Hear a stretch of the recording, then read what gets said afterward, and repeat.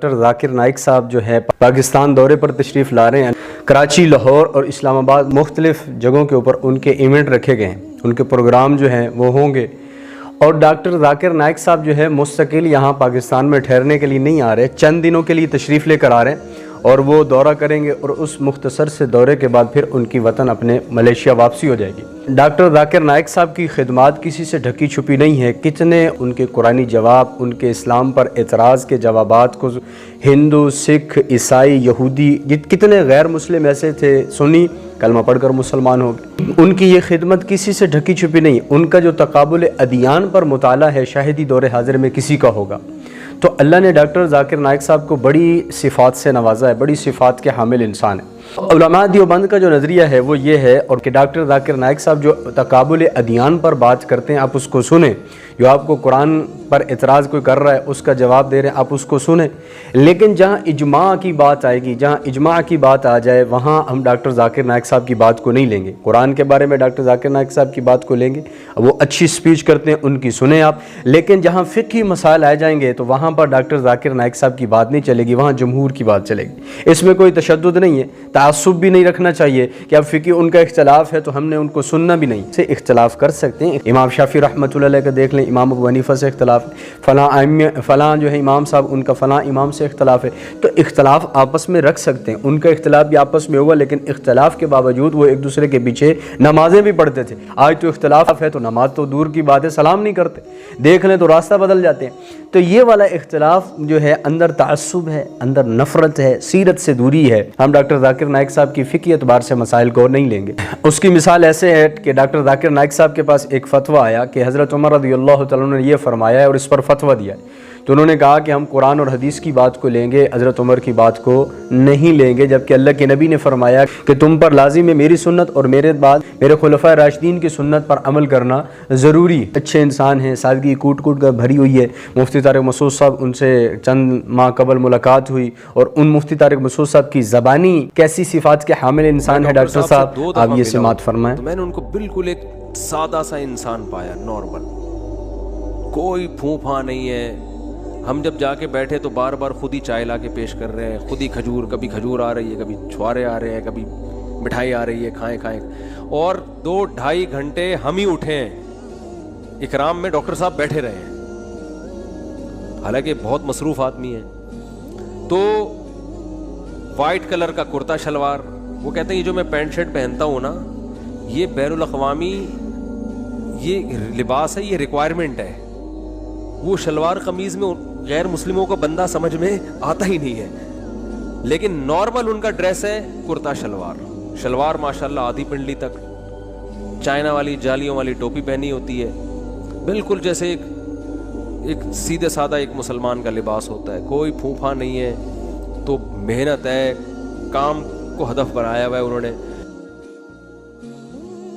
Doctor صاحب نے India سے وہاں پر ملیشیا میں ہجرت کیوں کی، اس کے بھی چند اسباب ہیں۔ سب سے پہلے یہ ہے کہ جب انڈیا کے اندر ڈاکٹر صاحب کی وجہ سے بہت زیادہ ہندو مسلمان ہو رہے تھے، کرسچن، عیسائی، یہودی جو ہے انڈیا کے اندر بھی رہ رہے، سکھ جو ہیں وہ ڈاکٹر صاحب کی سپیچ کو سن کر مسلمان ہو رہے تھے، اسلام میں داخل ہو رہے تھے۔ اب وہاں پہ جو متعصب قسم کے ہندو تھے انہوں نے پروپوگنڈا کیا ڈاکٹر صاحب کو مارنے کا۔ ڈاکٹر صاحب نے ارادہ عزم کیا کہ اب ہجرت ضروری ہو چکی ہے، کسی اور ملک جو ہے ٹھہرا جائے، وہاں جا کر دینی خدمات کو سر انجام دیا جائے۔ تو بہت سے ملکوں سے ڈاکٹر صاحب کو آفریں آئیں کہ آپ ہمارے ملک تشریف لے کر آئیں۔ تو ڈاکٹر صاحب فرماتے ہیں جو میں نے ملیشیا کا چناؤ کیا، ان کا خود بیان میں نے سنا،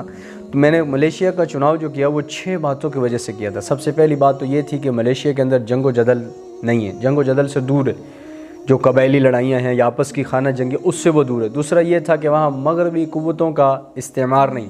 اور تیسرا یہ تھا کہ وہاں پر باعمل مسلمان رہتے ہیں، اور نمازیوں کی تعداد بھی زیادہ، سود خوروں کی تعداد کم، جھوٹ بولنے والوں کی تعداد کم، یعنی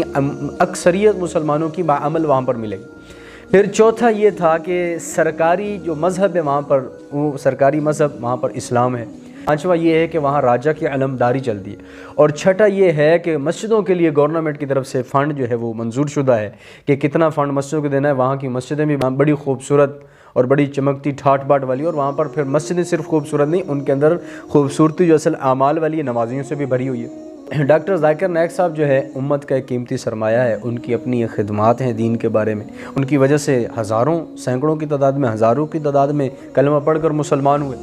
اب حضور دیکھو، اب کچھ مخصوص لوگ ہیں جو ان ڈاکٹر ذاکر نائک صاحب کے خلاف پروپوگنڈا کر رہے ہیں کہ ان کو پاکستان نہیں آنا چاہیے تھا، کچھ تو یہاں تک پہنچ گئے کہ یہ ایک نیا فتنہ اور آ رہا ہے، پتہ نہیں کیا کچھ کہہ رہے ہیں۔ دیکھو حضور علیہ السلام کے پاس مہمان آتے تھے، آقا کریم کیسے ان کا اکرام کرتے تھے، اور حضور کے پاس مہمان آنے والے کفار بھی ہوا کرتے تھے۔ آپ علیہ السلام ممبر پر تشریف فرما ہے، مجمع سامنے حضور علیہ السلام کے بیٹھا ہوا ہے، اور وائل بن حجر آئے رضی اللہ تعالیٰ عنہ، اب یہ قوم کے سردار تھے بڑے۔ حضور علیہ السلام نے اپنی چادر مبارک ایسے ان کی طرف دی، صحابی لے کر گئے، انہوں نے اپنی حضور کی چادر کو لیا، اب آپ نے فرمایا تھا کہ یہ چادر بچھاؤ اور اس کے اوپر بیٹھ جاؤ، انہوں نے چادر کو لیا، چوما، آنکھوں پر لگایا، سینے سے لگایا اور عرض کی یا رسول اللہ، آپ کا رب آپ کا اکرام کرے جیسے آپ نے میرا اکرام، میری عزت کی ہے، اس چادر کو سینے سے لگا لیا۔ تو یہ حضور علیہ السلام کافروں کا اکرام کر رہے ہیں، ایک مسلمان، ایک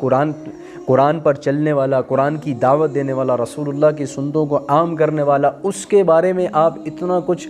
چند تفردات، چند اختلافی مسائل میں اتنے آپ گر جائیں کہ اور گستاخی کا فتویٰ لگا دیں، ان پر گستاخی کا ٹائٹل لگا دیں، ان کو کہیں کہ ان کو آنا نہیں چاہیے، یہ فتنہ آ رہا ہے۔ خدا کے لیے یار، یہ سیرت سے دوری ہے اور کچھ نہیں۔ آقا کریم کی تعلیمات جو ہے وہ پتہ نہیں ہے کیا ہے، اس وجہ سے یہ ساری باتیں کر رہے ہیں۔ اب پروپوگنڈا کیا جا رہا ہے ان کو پاکستان نہیں آنا چاہیے، ان کو کچھ کہہ رہے ہیں ان سے مناظرہ کرنا چاہیے، کوئی کچھ کہہ رہا ہے، کوئی کچھ ان کی پرانی ویڈیوز کو نکال کر ٹائٹل گستاخی کا دے کر شیئر کر رہا ہے، جتنے منہ اتنی باتیں، جس کو ذہن میں جی میں جو آ رہا ہے اس کے مطابق وہ لکھ رہا ہے، شیئر کر رہا ہے کہ دھڑلے کے ساتھ۔ مہمان کا اکرام، من کان یؤمن باللہ والیوم الآخر فلیکرم ضیفہ، جو اللہ پر آخرت کے دن پر ایمان رکھتا ہے کیا کرے؟ اپنے مہمان کا اکرام کرے۔ ایک کافروں کا جتھا حضور علیہ السلام کے پاس آیا اور حضور علیہ السلام نے شام کو وہ جو آئے ہوئے تھے ان کو تقسیم کر دیا، فلاں کو فلاں لے جائے، فلاں کو فلاں لے جائے۔ حضور علیہ السلام کے حصے میں جو آئے تھے انہوں نے رات کو سارا دودھ پیا،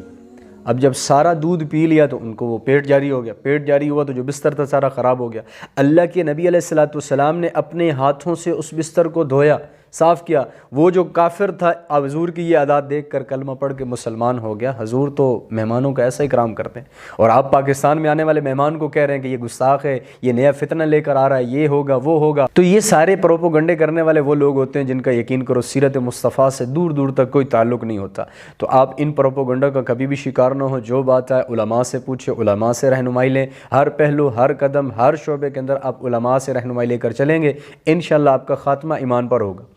تو ڈاکٹر ذاکر نائک صاحب کو سن سکتے ہیں، تقابل ادیان پر جتنی بھی ان کی سپیچز ہیں سن سکتے ہیں۔ فقہی مسئلہ کوئی آ جائے تو آپ علماء کے پاس جائیں کہ ان کے بارے میں آپ کی کیا رائے ہے۔ باقی ان کی ساری خدمات کو پس پش ڈال کر ان پر جو ہے گستاخی کا ٹائٹل لگانا، ان کو جو ہے برا بھلا کہنا، یہ بہت غلط بات ہے۔